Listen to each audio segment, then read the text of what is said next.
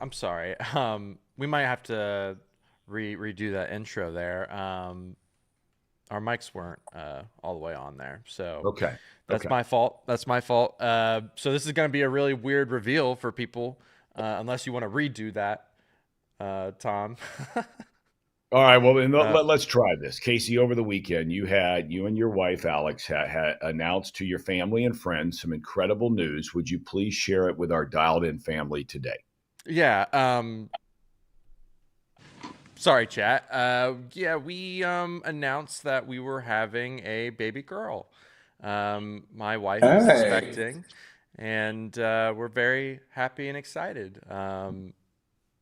Due date is in June, so we're very, very happy and excited, and very, very fortunate and thankful for um, having a child. So Oh I'm man, excited. Casey, I can't tell you how excited I am for you, man, for both of you. And it's God's greatest gift. There's no doubt about it. And we've been blessed to have a daughter first, like you guys, and then our guy Lukey.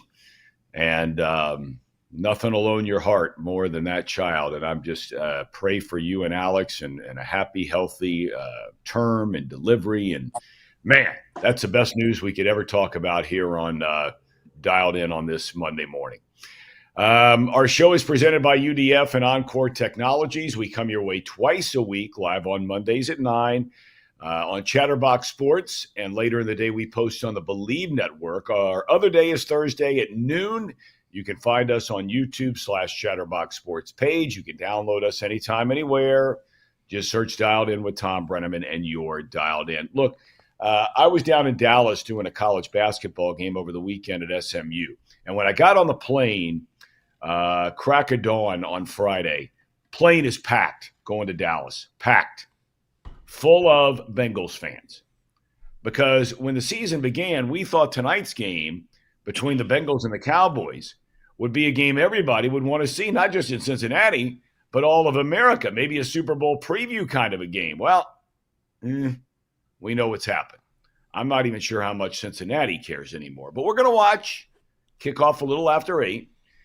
College football took center stage over the weekend, and now we know who's in the college football playoff. Oregon, undefeated, the only undefeated team, is a top seed. That's no surprise. Arizona State, Boise State get first round buys. SMU is in.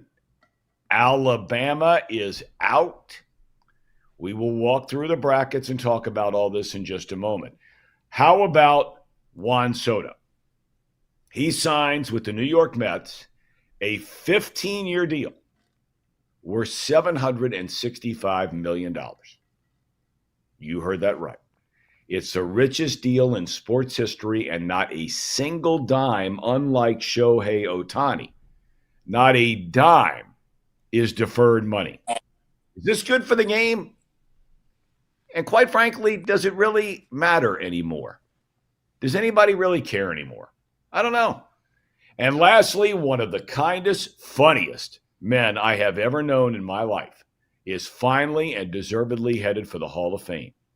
Cincinnati native and one-time Red Dave Parker was elected along with Dick Allen by the Classic Baseball Era Committee yesterday.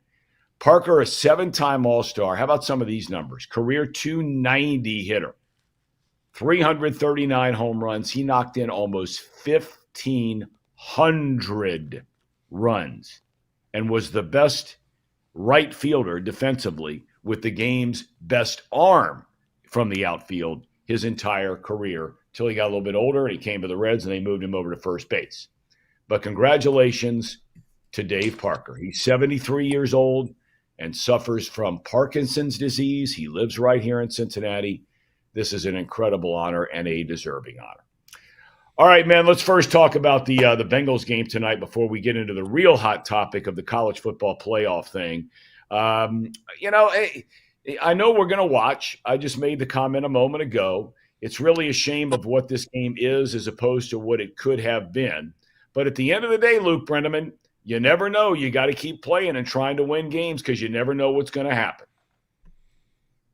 I guess it's really a sticky situation. It's kind of been like this all season long when you're looking at the Bengals and their chase for the playoff hunt. When you lose as many as they did within their first 5 games and then what turned into 10 games, you're pretty much looking at win out, win out, win out. And if you say that every single week and continue to lose for now 4 straight weeks, it is pretty disappointing to say the least. So to go to Dallas to be on Monday Night Football, that gives you a reason to go play. This team has been given reasons to go play all year, and I have been the only one on this show that's really questioned the effort when we talk about this coaching staff and leadership of this football team. I think today that is on full display because there was a lot to play for in the second half against the Chargers. There was a lot to play for on your home field in a win-or-go-home game where your playoff chances are still hanging on by a thread when you Yep. host your arch-rival divisional team in the Steelers. Now you're playing against,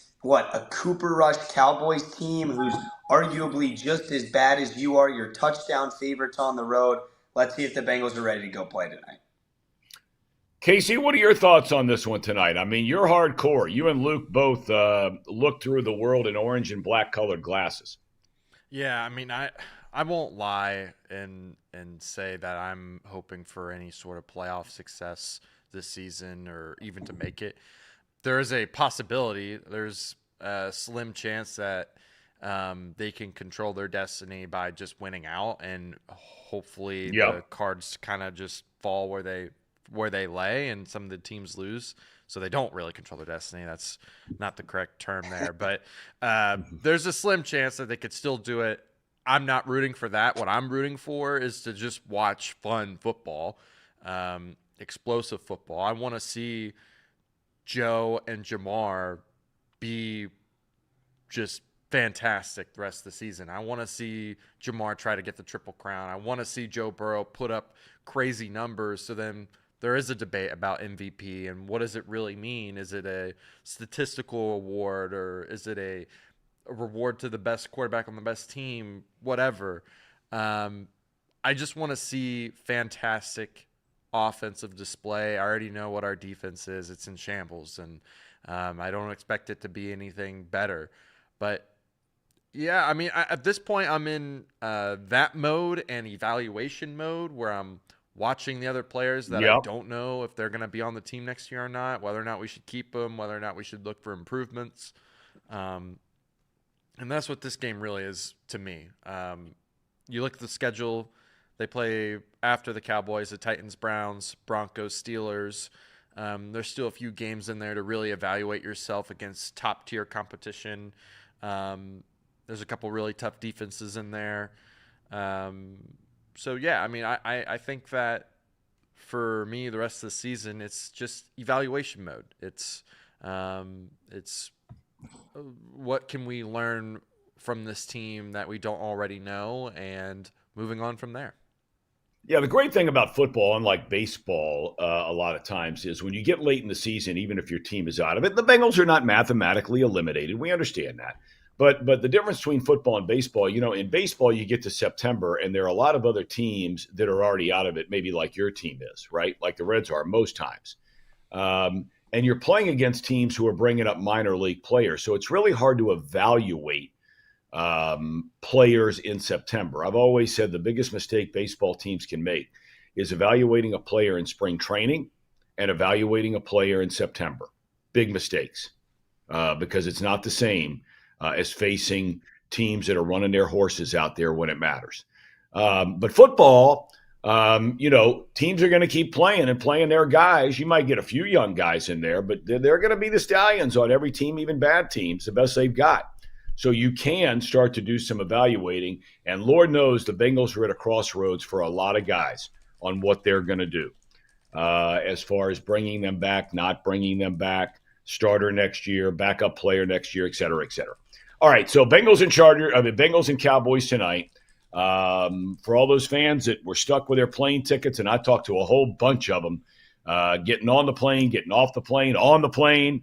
And they were a little bit bummed out about the whole thing, but what are you going to do, right? You already bought the plane ticket. You bought the game tickets. Go down, have a good time, and enjoy it, and check out that incredible stadium they have. I was just by there on Friday night meeting our daughter for dinner, and man, what an unbelievable place. All right, college football playoff. We've been wondering all year long who's in, who's out, all the politicking, especially from the SEC about their teams and their scheduling and this kind of thing. Casey, let's go ahead and put up the brackets in case you missed it. I'm sure everybody's already seen it. But you look at the teams that have buys, and we'll get to this in a second. I don't think anybody has a problem with Oregon and Georgia being 1-2, especially when you look at Georgia's schedule. And, of course, Oregon is undefeated.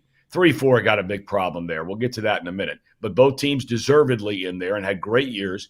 Boise State's only loss this season was to Oregon.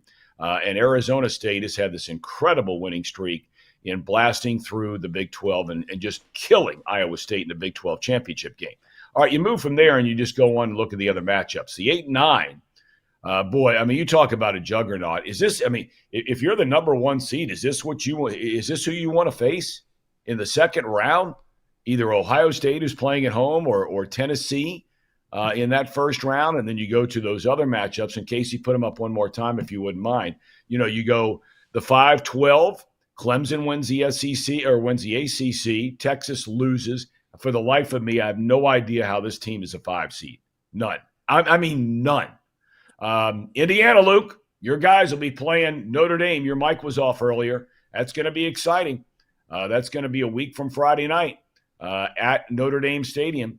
And then everybody wondered, they waited on that last reveal, the number 11. Was it going to be SMU, who lost that thriller on a nearly a 60-yard field goal in the ACC championship game to Clemson, or was it going to be Alabama? They went with SMU to take on Penn State. All right, Luke, your mic was off. Thoughts about Indiana and playing Notre Dame? I think they have a chance to win that game. I really do. Notre Dame's playing great right now, but you know, Notre Dame hasn't beaten anybody except for the first game of the year that you look at and say, man, that's a really good team. Florida State was down. Yeah, they beat Army and Navy, but in all due respect, I mean, it's Army and Navy. They beat USC, who was playing their second-string quarterback. They had benched the other guy. They've not had a close game since the end of September. I think Indiana can give them a run for their money. Yeah, I think everything that Indiana has done all season gives you reason to believe that outside of the Ohio State loss. In regards to Notre Dame, I am a little bit worried about this matchup for Indiana. I would have liked to draw at least maybe a few different teams, and maybe I would go back on saying that. You never know. But going into Notre Dame Stadium, I think the weather's going to be tough in mid-December, 2 weeks from now. It's obviously going to be cold. It's going to be windy, but that's a home state. For the sake of the matchup, it's as good as it gets. I mean, you have the public in-state school, and then obviously Notre Dame, which has been the premier and will always be the premier state football school that Indiana kind of bases around. I mean, the Notre Dame alumni, the fans, they're incredible. And now you're mixing that with a huge alumni base that is absolutely a sleeping giant in college football. They have all the money. They have all the resources. They have no excuses at Indiana to not be this type of football team. Now, being this good this fast with Kurt Signetti and company, now look out, because this way, you know, this trajectory definitely sets you up for somewhat of a letdown spot next season, especially as a student. But while you're here, you better enjoy it. And I hope to make my way there. We're applying for credentials to work the game through student media. But nonetheless, in regards to the matchup, you're looking at two experienced, poised, older quarterbacks and physical offensive lines. I think Notre Dame has the advantage from a defensive line perspective, but at the same time, it was the Indiana defense that did show up in Columbus. They forced 2 turnovers in the first half alone. That's what it's going to have to take on the road at Notre Dame. But plenty more to talk about in the next 2 weeks from a matchup perspective. Just overall first impressions, it's going to be a heck of an opening round. I think that's honestly the best first round game outside of Ohio State, Tennessee. All right, I want to get some thoughts if you have some other thoughts, and I know you got to get rolling. This is exam week this week, and you have class here shortly and have to leave in about 7 or 8 minutes.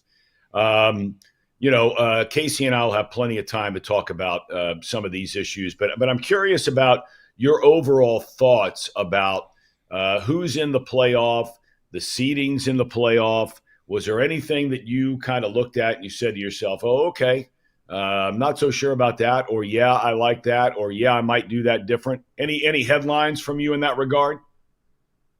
Absolutely. Casey, do you mind throwing up that graphic if you can? I think the biggest issue that I have with the playoff is that bottom right corner. SMU, Penn State, Boise State. I don't like people calling out Boise State for getting a bye because, guys, let's be real here. This is an Indiana team who's in the playoff without a ranked win.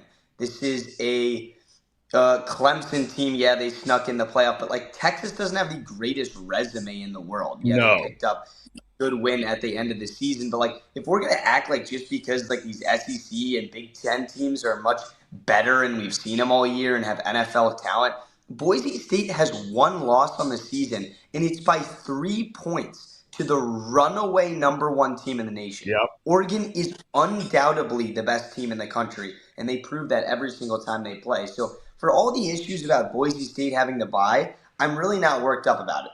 I am worked up by the fact that Penn State and that matchup against SMU, I mean, those two teams combined have one ranked win this entire Yep. season. So for Alabama to be left out of this playoff, for an SMU team, yes, they took Clemson to the wire, but that wasn't what was supposed to happen. This was the game that SMU was favored by just a field goal, but it was kind of one of those things where it was like, you're winning, you're in. I thought the whole point of that game was you're winning, you're in, because the whole point of the 12-team expanded playoff was to let teams like Alabama play hard schedules, play within the SEC, maybe lose a few games. If you don't have your quarterback one game and you lose a game for injury, then you still have a chance to make the playoff because the committee's decision at the end of the day is supposed to be the best 12 teams to compete for a national title outside of the criteria that fixes in conference champions. Therefore, SMU is not a conference champion. So why are they in this tournament?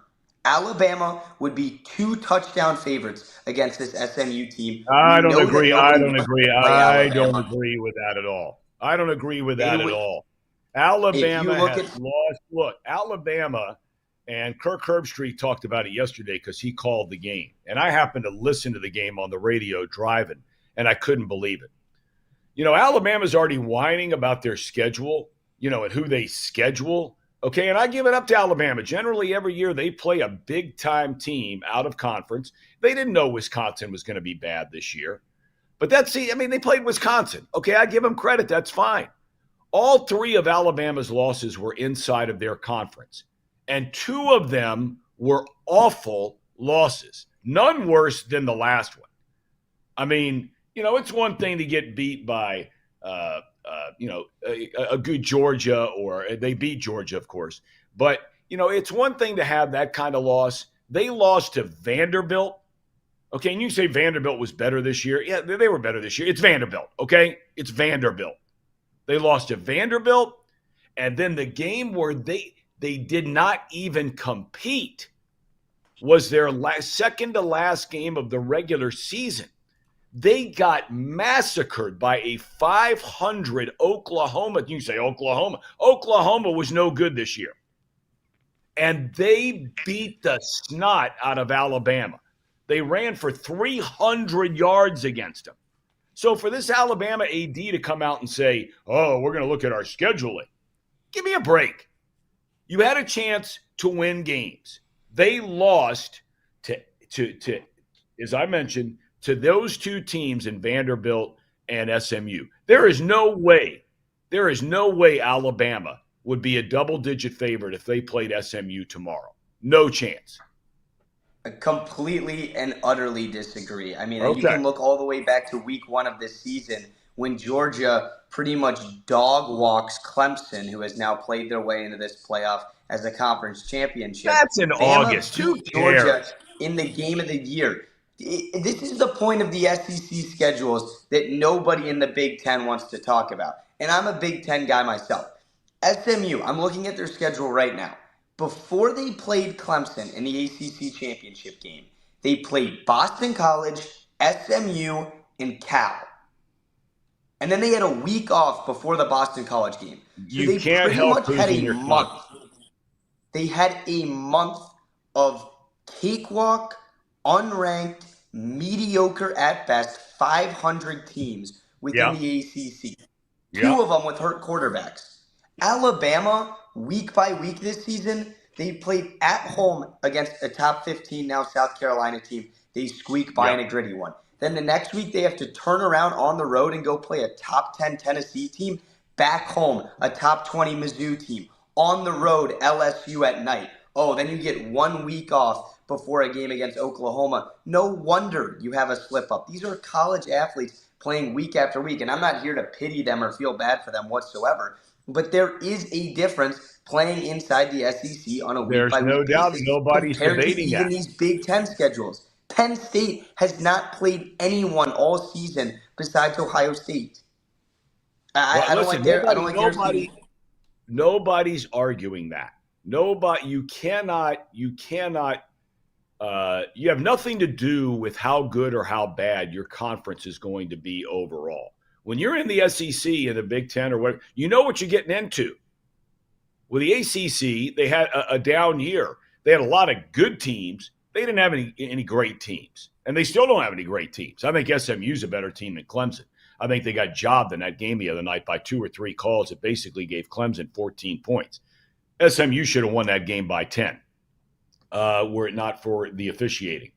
But, look, Alabama can sit around. They choose to be in the SEC. You know what you're getting into. Have they lost to Tennessee and Alabama and Georgia and Ole Miss? There's no doubt they'd be in. But they lost to 2 very mediocre, if not sub-mediocre teams when they had a chance to win. That's the bottom line.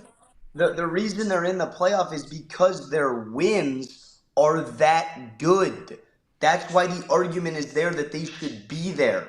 They beat a South Carolina team who is damn good. They beat a Georgia team who's starting to look like maybe the second best team in all of college football right now, even with 3 losses. So for the same argument that you can make there where you want to relax on the schedule that their AD is making, or with the chat here, Knifey Buckeye or whoever's talking about Indiana, it's Indiana at the 10-week spot in the season knew if you screw up even to maybe 1 more touchdown, the way it all worked out, people were holding their breath in Columbus saying, if Indiana loses by 28 instead of 35, we're going to hold a playoff spot or lose it.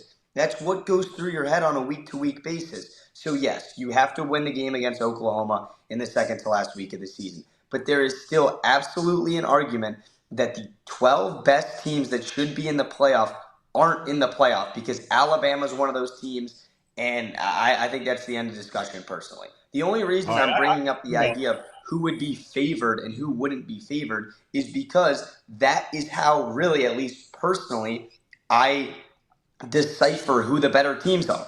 If you put Alabama in the playoff, they're a top 5 odds-on favorite to win the No whole damn chance. tournament. So No why chance. are they not in the playoff? No chance. Not this year. Most years, I agree. No Wrong. chance. This is not a great Alabama team by any stretch of the imagination. They are not a great team this year, and they're not in. And so it's old news now. A couple of things that and Luke, I guess you got to get rolling the class. So go take off, and we'll be back here on Thursday. And look forward to seeing you then. And good luck on exams. All right. Thank you, guys. See ya. All right. See you, buddy. See you, Love you. All right, big buoy. All right, Casey. Look, here's my issue. Right? Okay, is that a couple of things. I took a lot of heat about Texas, and I'm still waiting for somebody to tell me who Texas beat this year. And you say, well, they played in the SEC. That's right, they did play in the SEC. Right? They didn't play Alabama. Okay, they didn't play Ole Miss. Okay, there's some other teams, South Carolina. There are teams that they did not play this year in the conference, their first year in the conference. And the only powerhouse team they played all year long, they lost to them twice. Now, some people say, well, they went down to Michigan, and we didn't know Michigan would be a mediocre team this year, and they killed them. That's right, and that was a precursor for a lot of us learning that Michigan was not very good, went over Ohio State notwithstanding. But, who did Texas beat? Well, Okay, so but if you want to put them in because, look, at the end of the day, before the championship game, they had only lost one game. Okay. And then they lose again in the SEC championship game in overtime with Georgia. Okay. I'm okay with putting them in. But this seeding to me for Texas is a complete joke. And I didn't hear Ward Manuel, the athletic director at Michigan, who's the head of the football committee, asked about Texas specifically.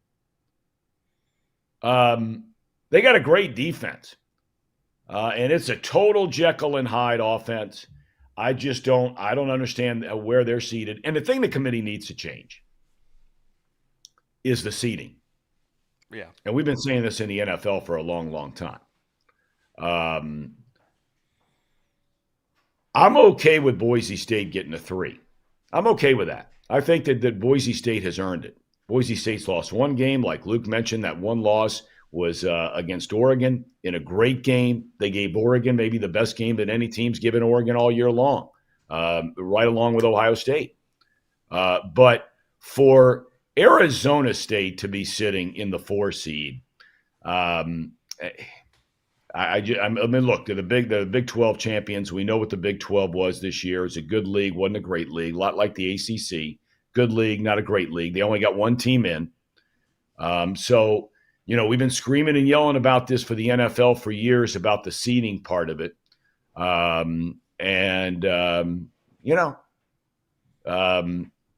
think they'll change it, though. Casey, what were your thoughts about the whole thing? Anything a surprise to you? Yeah, I mean, there's a couple different things. You asked about Texas, who they beat. Well, at least they beat Kentucky. They beat, I don't know, Vanderbilt. They beat Oklahoma. Yeah, that's what I mean. Unlike other teams in the SEC right. who lost to them. But I understand where you're coming from. I think the Texas A&M game really helps prop them up a little bit in this argument. And the fact that they played Georgia to overtime. Like, they got to overtime. I don't think that it's too far of a stretch to say that they deserve the 5. I think that maybe they could be a little lower, but they're not. They're like right there. I think you can have an argument that they deserve the 5, but that's not the point. I do think they got rewarded, though, for losing, and so did Penn State. They have the much easier bracket. If you just take a look at this again, if we're wanting to talk about path to the playoffs, to the Final Four, I think both those teams have very easy paths considering who Oregon and Georgia play. I mean, Georgia might be playing the best defense in all college football and maybe one of the best offenses in college football in that side of the bracket. Oregon having to play Ohio State again. I mean, that's just brutal for them. I don't know, man. I think that you shouldn't be rewarded for losing. And I do feel like both those teams got rewarded for losing. And it has to do a lot with the seeding. And I don't know how you fix it because those are the top 4 conference champion winners. And that's just like, I don't know how you justify saying like, well, there is rule 2A here that says that you can be knocked out if you have such and such record against common opponents or whatever. And the second SEC team gets a bye. I just don't see how that plays. I don't see how that works long term. So I don't know how you fix the seeding. Well, I got no problem with the second SEC team getting a bye if they rearrange this thing. If we all collect, let's just say, for example, that it was one of those years where the 2 top powers in the conference normally every year, right, are Georgia and Alabama. Okay, well, let's assume that with the scheduling, there are teams you're going to miss playing on any given year with all the teams they have now in the conference. Let's assume for a second that Georgia and Alabama are both undefeated before they get to the SEC championship game. Okay, somebody wins, somebody loses. I got no problem with the other team getting a first-round bye. If they've gone through their schedule, and look, Georgia outside of the SEC played Clemson. Georgia had the number 1 ranked schedule. They played everybody. I mean, they played Tennessee, they played Texas, they played Alabama. It was one of those rotation years where they played everybody, and Texas did not. So I have no problem with that. I'd certainly rather see a team like that, hypothetically, than I would the Arizona State team getting a first-round bye. I mean, do you think under that scenario, who's a better team? There would be no question. Doesn't mean they'd win the game if they played. But I think that they can address that, and it's a learning moment. But I'm with you. I mean, I think that both Texas and Penn State were rewarded for, losing. I mean, it's a great accomplishment to get to their conference championship game. There's no doubt in the two premier leagues in the SEC and the Big Ten. But, man, I look at their resumes, Penn State and Texas, and boy, did they get rewarded. Okay. Asked a lot of questions in the chat here. There was one that I passed by. Oh, I mean, look, I can't go, Casey. I can't go anywhere without my alma mater, right? Absolutely. I mean, you talk about a butt kicking, and to be honest with you, I didn't see this coming. Miami's kind of had their number, the OU's number, the last couple of years in the regular season. And it was the first time they had ever played, great rivalry, they had ever played in the history of the Mid-American Conference Tournament in the championship game. Miami scored first to go up 3-0. And Ohio University goes on a 38-0 run. Miami had not allowed a 100-yard receiver or a 100-yard rusher the entire year. They had the number one defense in the MAC. Ohio University had two 100-yard rushers. They rushed for almost 300 yards. They just turned around and handed it off every play. And man, did they look good. And they win the MAC championship. And unfortunately, after the game, their coach is leaving to go to Charlotte. And, look, I understand this is a nature of life, not just football, where you get an opportunity to go somewhere bigger, make more money. In that league, he probably feels like Tim Albin, that he feels like he has a chance to win their conference championship and give them a chance to sneak in to the college football playoff one day. Charlotte's a ways away from that right now, but this guy can coach. I'm going to have Miami in the bowl game that I'm doing, the Snoop Dogg Bowl, the Snoop Dogg Arizona Bowl against Colorado State. So I'm looking forward to seeing Miami. How about the gin and juice? That's exactly right. Thank you, Casey, for correcting that. So I'm excited. I'm excited Miami's going to be there. I said before this game ever happened, and I've always said, we love Chuck Martin on this program. He's one of our favorite guys in the world. And unfortunately, I guess, are there stories that he's leaving now? Chuck Martin? I have not seen this morning. Have you seen this, Casey? I'm doing a quick search right now this very second. Guys in the chat are saying, I think they might be confusing this with the Ohio University coach. Chuck Martin leaving? I'm not seeing anything as of this second. I don't see anything in regard to that. So No. Whoever's writing that in the chat, there is no news right now at all. He just signed a 5-year contract extension. It's the OU coach that left, right? He's the one that left. So, but we're excited to see Chuck Martin out in that bowl game. I think he's done a phenomenal job. I'm a little surprised that he hasn't been swooped up, but he signed that 5-year deal before last year. Okay, good for him. Good for the Bobcats. And I'm looking forward to seeing the Red Hawks out in Tucson, Arizona on December the 28th. Casey, do you care anymore when you read about signings that we saw last night with Juan Soto to the New York Mets? 15 years, almost $800 million. Do you care anymore? Ooh, do I care anymore? I do think that this is a bigger deal than let me rephrase that. It could have been a much bigger deal if he signed with like the Dodgers or the Yankees, if you ask me. But maybe it's still the same with the Mets too. They spend a lot of money as well. I mean, I kind of understand what you're saying. Like, it's just another big market team getting a big name, paying absurd amount of money. And how in the world these other small market teams could ever compete.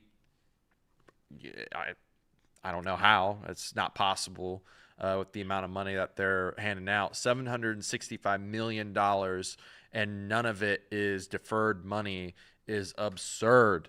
Absurd, Tom. It's almost $1 billion. It's just absurd Yep. amounts of money. The fact that a team can pay that up front on a year-to-year basis. I think I saw something like $6,000 every hour. Yeah. That's insane. I do think it's a big deal in terms of the contract itself, the money. I'm glad that it is the Mets, because I feel like he could have easily went to a super team. And I don't know if the Mets are quite there yet. Maybe Juan Soto does make that a super team now. But I just feel like from what I've seen last season, where the Dodgers just being a super team, the Yankees being the super team, both of those teams easily favored to go to the championship, and it was going to be something that I was going to be very disappointed with baseball if either of those teams were able to get a deal done with him.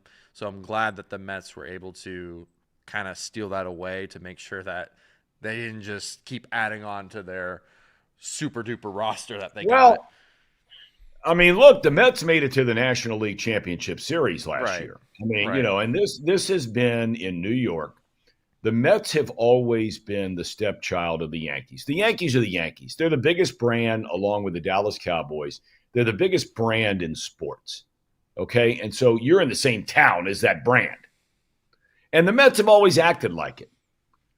They've never been a team, that they've had great teams, and they've won, of course, a couple of World Series, but they're not the Yankees.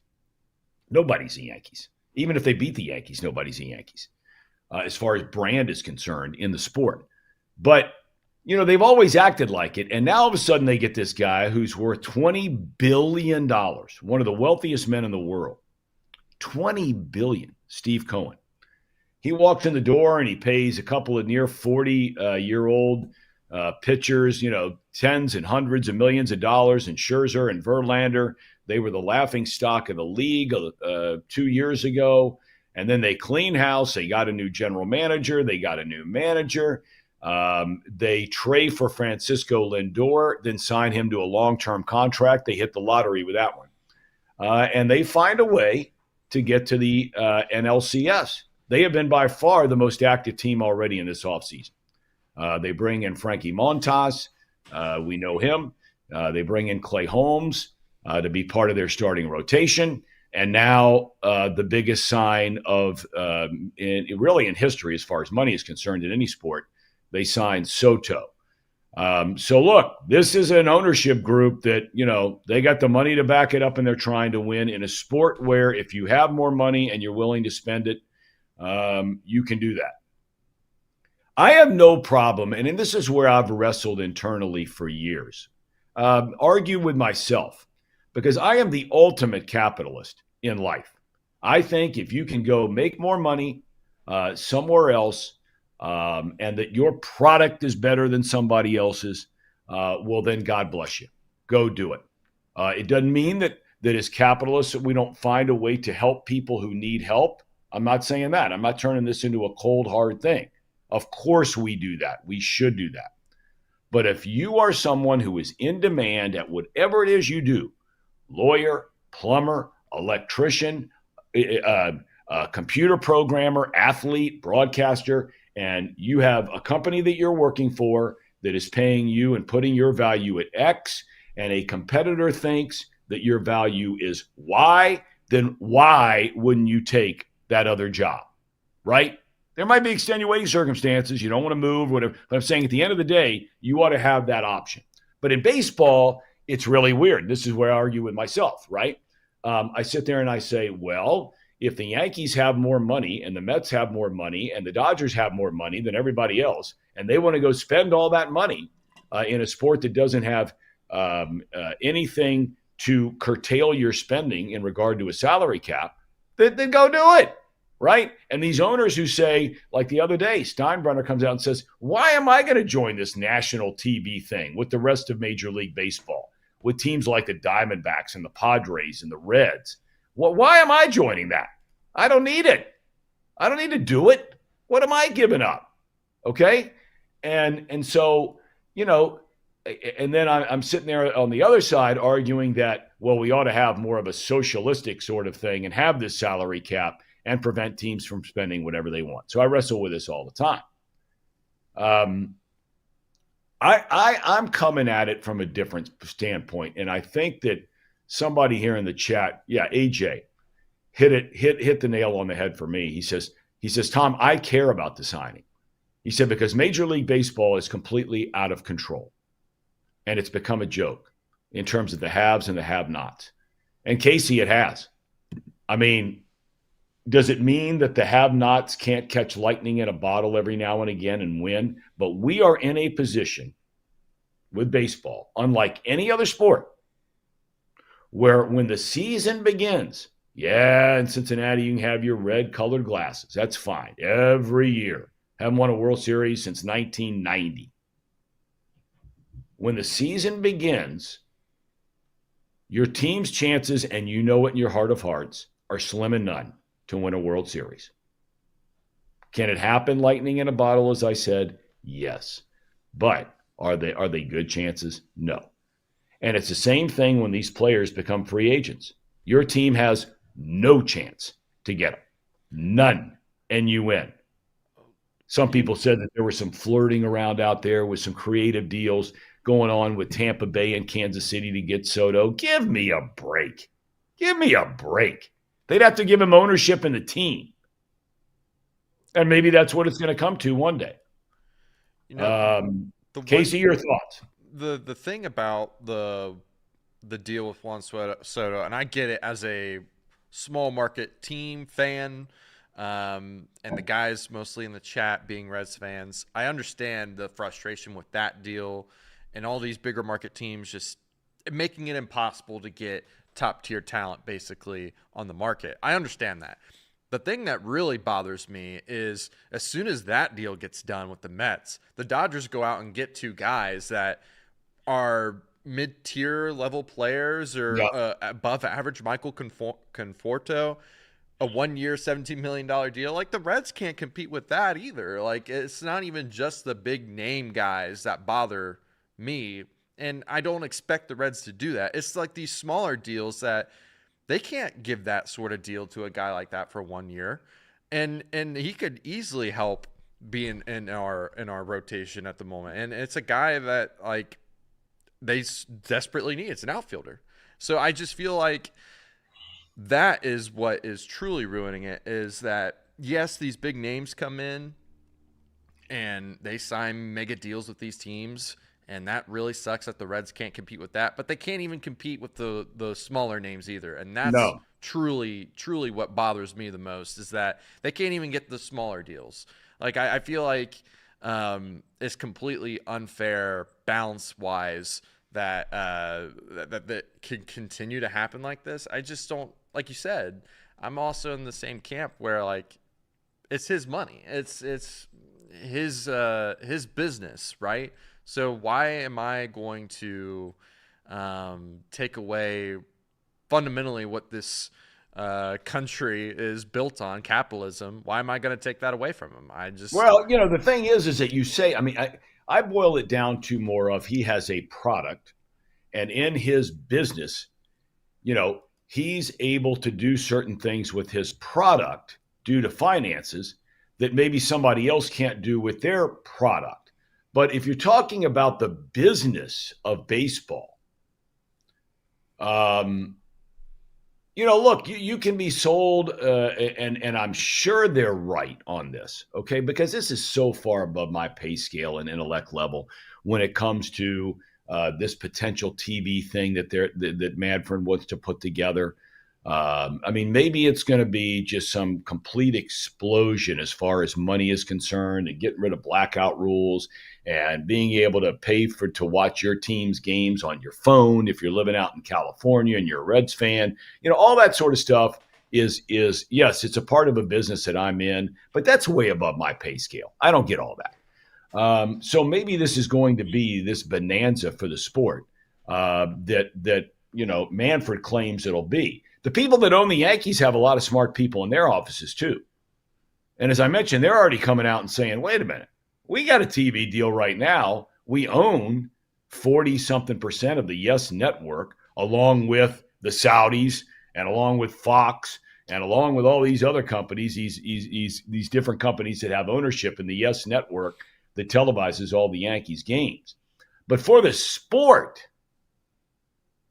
and the business, which is the sport, I wonder if we're not headed for eventually, and I'm sure it will never happen, but it sure feels like that, whether we're going to end up with basically like an 8 or 10 team super league one day.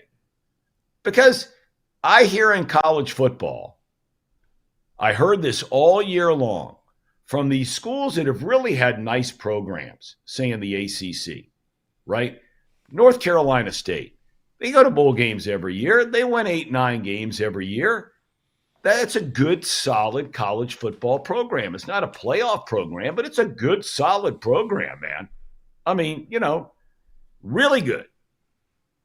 And some of the other coaches I've talked to this year, and they'll tell you they're not playing the same sport that Ohio State, that Ole Miss, that USC, that Michigan, that Alabama, that Georgia. They're not playing the same sport. Why?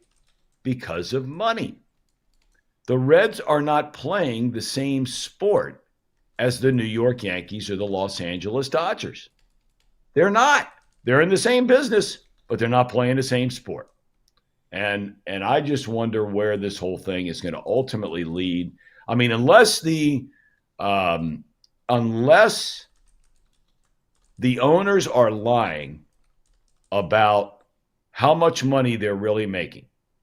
And you can do the math on this stuff, and it's easy to find out public information about how much each team gets from local TV money, how much each team gets from national TV money, how many tickets they sold. They announce attendance for every game. What's their take on the merchandise that they sell? So you can generally get a pretty good feel for that stuff. Skyboxes and things like that, ad revenue inside the stadium, that's a little harder to find. And obviously there's a huge difference. But it's going to be really interesting to see where it goes. And there are going to be those people out there that scream and yell at me. There are not many of them, but boy, they make a lot of noise. Oh, well, look at the Tampa Bay Rays, what they've done, and look at what has done. And look at the teams that spent all that money and didn't make the playoffs. Give me a break. At the end of the day, it's lightning in a bottle where a team like the Diamondbacks a year ago makes the playoffs, okay? Or a team like Kansas City wins a World Series. It's lightning in a bottle. All right, Casey, the last thing I want to say before we get out of here, I am just so thrilled about Dave Parker finally getting in the Hall of Fame, and Dick Allen for that matter too. It was a bunch of, it's called the Classic Baseball Era Committee, which a Hall of Fame really has done a great job in this to make up for guys that are overlooked by the voters. And Parker, of course, everybody knew he had the stats. Everybody knew he should have been in there. Same with Dick Allen. But both of them had issues off the field. Parker admittedly was involved in the whole drug thing in Pittsburgh and all over baseball for that matter. Cleaned up his act, and he never got voted in. And when you look at the numbers, it's insane. And here he is, sadly, another example of a screw up. Dick Allen was a Hall of Famer all along. He didn't get voted in. People didn't like him. He was a weird dude. He's traded to 5 different teams. But boy, could he hit. Holy Moses, could he hit. The stories that I've heard about this guy are legendary. But he's dead. So he goes in the Hall of Fame and he's dead. Now Dave Parker. who's waited and waited and waited and waited. And as I mentioned, many of you know he lives here in Cincinnati, his hometown, and he suffers from Parkinson's disease. He has a very hard time communicating, has a very hard time getting around. His mind is still completely all there, but his body and his speech won't let him do what he used to do, or tell you how he feels or tell you how he's doing. And I'll see him around from time to time. And for him to finally get this induction is just, it's right, because he deserved it. And Dave Parker was a great baseball player. I tell you, there aren't many guys playing the game today that I would take over Dave Parker. And you can give me all your sabermetrics from now until the end of time. This cat hit 290 in his career. He hit over 340 home runs. He knocked in 1,500 runs. He was the best right fielder in the game before his body started to break down. He had the best arm in the game. There are not many players in baseball right now that I would take ahead of Dave Parker in his prime. There aren't five. 1,500 RBIs is insane. Oh, look at that. Me and Ohio 513 at the same time, saying the same thing. Yep, 1,500 is amazing. All right, Casey, anything, final thoughts on your mind before we hand it over to the Buoys on Off the Bench? Well, they'll talk about all this, and they'll talk about the football playoff, all kinds of stuff. Anything else on your mind before we get out of here? No, I don't have anything else on my mind, Tom. Good show on Dialed In today. We covered a lot of things, covered Bengals, covered college football, covered baseball. Good show today. Good deal. Casey, I just want to, for those that are just joining in, I want to once again congratulate you and Alexandria for your pregnancy news. I'm just so doggone excited for you, man. I mean, there are no words to describe how excited I am for you two. You're going to be phenomenal parents. You have such a beautiful heart and way about you, Casey, that that little girl is going to be one lucky little girl. So congratulations again from the entire Dialed In family, and especially from me. I'm just so excited for both of you. Congratulations. Thank you. You're welcome. All right, time for Off the Bench. We're coming your way on Thursday at noon. And, we'll figure out. We'll obviously have a Bengals game to talk about. And there'll be some other things to talk about. We got to get going on college basketball here sometime soon. And with the college football playoff not starting for 2 weeks, we'll have time to start getting into that. UC got a win yesterday. We've got the Crosstown Shootout coming up this weekend. That's really exciting. So we'll talk about that and preview the game. Otherwise, everybody have a great rest of your Monday. God bless. And we'll see you on Thursday. Here we go. Off the Bench.